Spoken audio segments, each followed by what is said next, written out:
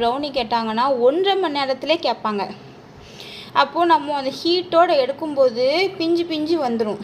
அதனால தான் எல்லாருமே எனக்கு ப்ரீ புக் வந்து கொடுங்க, எனக்கு வந்து முன்னாடியே சொல்லிடுங்க அப்படின்னு நான் கேட்பேன். ஏன்னா இந்த பேக்கிங்கை பொறுத்த வரைக்கும் சூடு என்ன செய்யணும், நல்லா ஆறிப்பே இருக்கும். நான் இந்த மாதிரி பேக்கிங் ஷீட் அந்த பட்டர் ஷீட்டை வந்து இந்த கட் பண்ணுறதுக்கான காரணம் இந்த சொல்கிற மாதிரிங்க.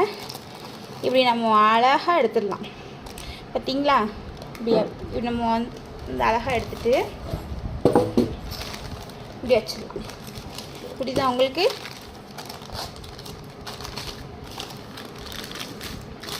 சூப்பராக இருக்கா?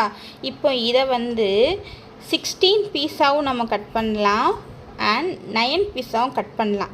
16 பீஸ்னால் 1 2 3 4, இங்கேயும் 4 இங்கேயும் 4, ஓகேவா? அப்போ நமக்கு வந்து சின்ன பீஸாக வரும். ஒரு 9 பீஸாக கட் பண்ணோன்னா நல்லா ஒரு நாள் சாப்பிட்ற மாதிரி கரெக்டாக இருக்கும். நான் இதுக்கு வந்து இந்த மாதிரிக்கு ஒரு கட்டர் ஒன்று எடுத்திருக்கேன்.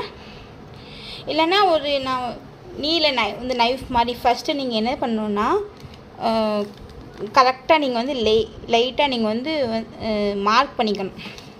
ஒரு கோடு தெரியுதா? இந்த மாதிரிக்கு அளவு கரெக்டாக இருக்கான்னு வந்து பார்க்குறதுக்கு. ஓகே, இப்படி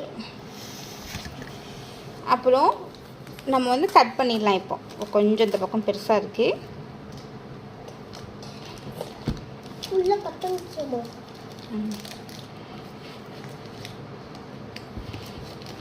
ஓகேவா? இப்போது இந்த பக்கம் உங்களுக்கு தெரியுதா? இந்த மாதிரிக்கு